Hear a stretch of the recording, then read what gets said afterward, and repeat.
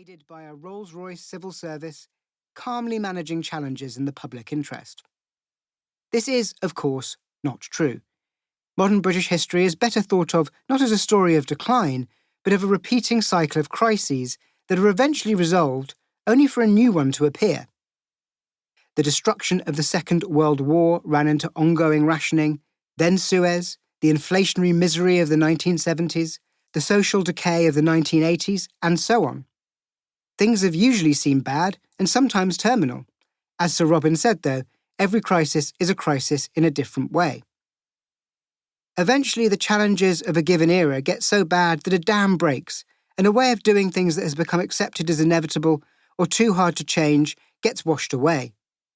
These dramatic moments happen roughly every 40 years, and often, by resolving the biggest contemporary problems, create the conditions for the next crisis cycle. In his book, The Death of Consensus, the historian Phil Tinline looks at these turning points and the conditions required to trigger them. Democracy means that any unthinkable new idea has to go through a long trial before it can be sufficiently established for a government to win power and act on it.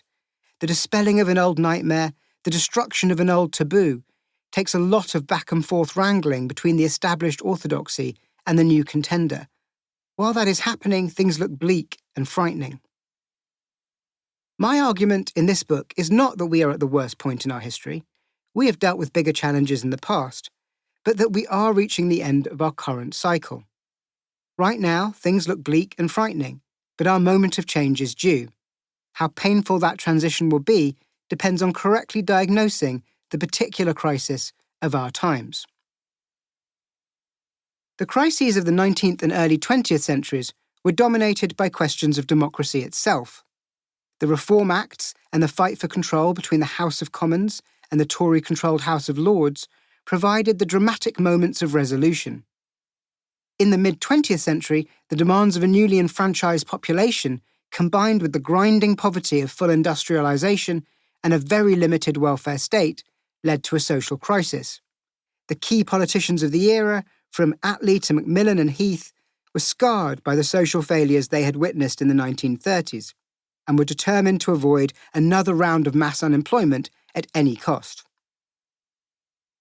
The society they oversaw saw steady economic growth and the rapid expansion of the state, symbolised by the creation of the NHS in 1948. But their collective embrace of what seemed like the modern innovation of economic planning through central control, alongside a complex web of exchange controls together with prices and incomes policy, led to the next wave of crisis.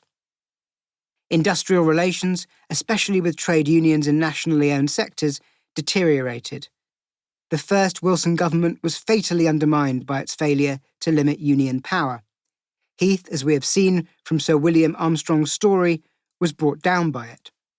In 1976, Britain was subject to the indignity of an International Monetary Fund bailout, after coming close to running out of money altogether. This was another dam-breaking moment that forced a dramatic moment of change, driven initially by James Callaghan's Chancellor Denis Healey, and then more forcefully by Margaret Thatcher. The legacy of Thatcher is complex and will be a frequent focus for this book. Some of her economic reforms were unnecessary. Others were needed but were not backed up with sufficient support for those who lost out. But they did end that crisis cycle. And they helped create the cycle we are now in.